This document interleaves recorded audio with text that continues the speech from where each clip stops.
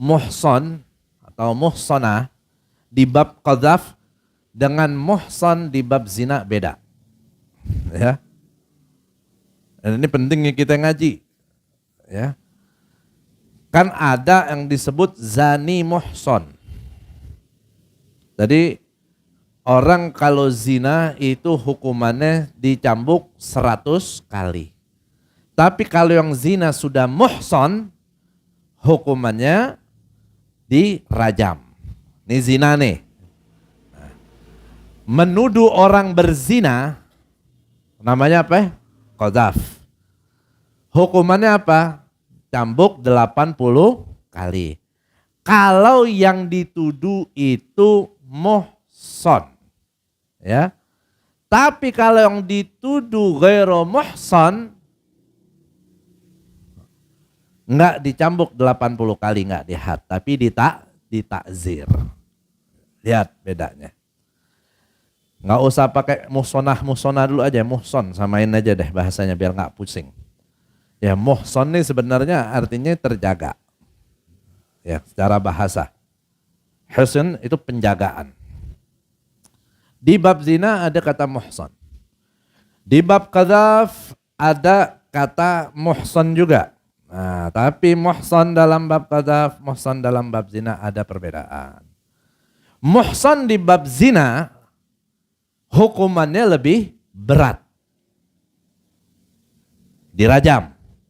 Ghairu muhson dicambuk 100 kali.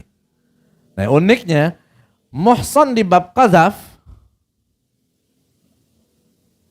sama ya, karena sama di bab qadzaf muhson juga hukumannya lebih berat, yaitu cambuk 80 kali. Tapi kalau ghairu muhson ya, hukumannya takzir. Nah, sekarang apa bedanya?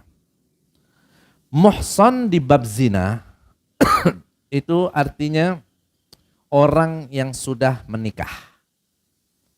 Orang kalau udah pernah nikah, gampangnya orang udah pernah menikah. Ya. Mau dia masih dalam pernikahan ataupun dia sudah cerai. Ada orang nikah, mau laki atau perempuan, berarti status mereka udah muhson. Walaupun setelah itu cerai. Nah, setelah dia menikah, na'udzubillah, mau lakinya atau perempuannya melakukan perbuatan zina, berarti dia zina setelah muhson. Nikah di sini juga bukan cuma sekedar akad nikah, tapi nikah dan dia sudah melakukan hubungan badan suami istri. Ya. Jadi siapapun yang sudah menikah dan sudah melakukan jima dengan pasangannya, maka dia muhson. Jika dia melakukan perbuatan zina, maka hukumannya dirajam, bukan cambuk 100 kali. Nah, ghairu muhson dalam bab zina artinya orang yang zina dan dia belum pernah menikah. Dia belum pernah berhubungan badan yang halal, ya artinya dalam ikatan pernikahan. Emang belum pernah nikah dia sama sekali, dia zina. Ya dosa juga, dosanya besar, tapi hadnya beda. Dia dicambuk 100 kali. Ya, jadi jangan antum pikir orang kalau zina tuh hukumnya cambuk 100 kali doang, enggak. Justru ada yang dirajam. Lebih berat, karena orang kalau udah nikah zina itu lebih parah lagi. Udah ada yang halal, pasti pakai yang haram. Ya nas'alullah al-afiyah. Ya. Perzinahan ini terjadi semakin banyak, bukan di kalangan orang yang belum nikah aja. Justru enggak sedikit orang yang sudah nikah, baik dia sudah bercerai atau masih dalam pernikahan, dia selingkuh, dia berzina dengan wanita lain di luar, dan itu banyak terjadi. Makanya dalam Islam hukumannya sangat berat. Hukuman rajam nih mati. Praktek hukum rajam tahu gimana? Dipendam setengah badan di tanah, kemudian ditimpukin, disambitin sampai dia mati. Ya. Kata ulama, tidak ada hukuman mati terberat dalam Islam seperti hukuman mati buat orang yang sudah menikah kemudian dia berzina. Tapi kalau rajam, diresepin tuh mau mati. Disambitin, nggak boleh batunya gede, nggak boleh batunya terlalu kecil. Gede kecepatan matinya, ya kecil kelamaan. Jadi sampai kategori batunya tuh diatur. Dan siapapun boleh nyambitin.